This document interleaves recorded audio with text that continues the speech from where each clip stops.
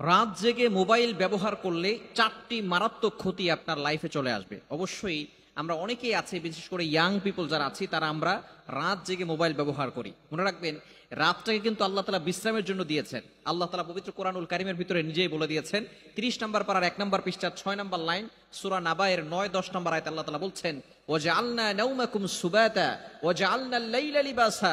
আল্লাহ পাক রব্বুল আলামিন বিশ্রামের জন্য নিদ্রা দিয়েছেন এবং বিশেষ করে রাতটাকে আল্লাহ তাআলা আবরণ করে দিয়েছেন যাতে করে মানুষ সুন্দর করে বিশ্রাম নিতে পারে।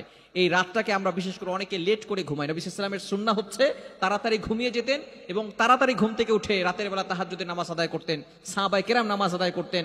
বিশেষ করে আমরা বর্তমান ইয়াং পিপল যারা আছি, আমাদের এই সমাজটা এমন হয়ে গিয়েছে, আমরা রাত জেগে জেগে ইবাদত করার তো দূরের কথা, আমরা সেখানে বসে বসে মোবাইল ব্যবহার করে থাকি। খবরদার, এটা কখনো করবেন না।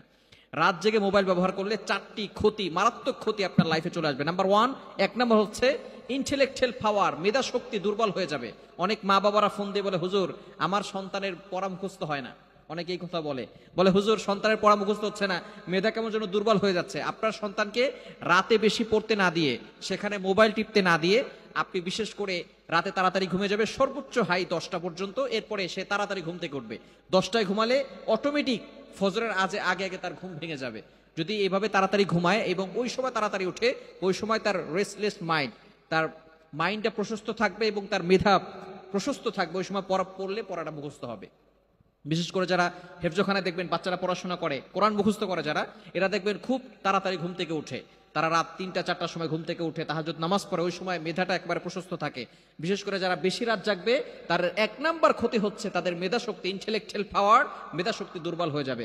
নাম্বার 2, দ্বিতীয় নাম্বার হচ্ছে অতিরিক্ত মাথা ব্যথা হবে। চোখে ঝাপসা দেখবে, অতিরিক্ত মাথা ব্যথা হয়ে যাবে। বিশেষ করে দেখবেন অনেকে বলবে মাথা ব্যথা কমছে না।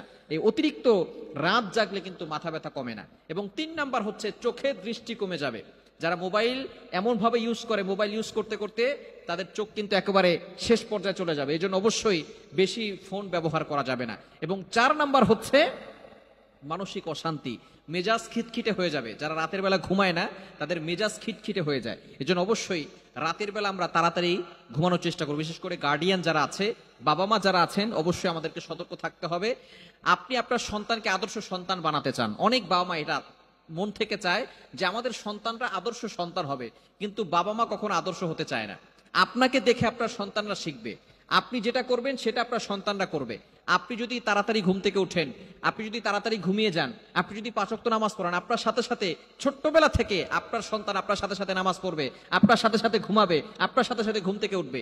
কিন্তু দুঃখজনক হলেও সত্য, আমরা নিজের আদর্শ না হয়ে আমাদের সন্তানদেরকে জোর করে আদর্শবান বানাতে চাই। এজন্য অবশ্যই সন্তানকে আদর্শবান বানাতে হলে আগে নিজেকে আদর্শ হয়ে, আদর্শ পিতা, আদর্শ মাতা হয়ে তারপরে তাদেরকে সঠিক শিক্ষা দিতে হবে। আল্লাহ তাআলা আমাদের সকলকে এইগুলো বুঝার তৌফিক দান করেন।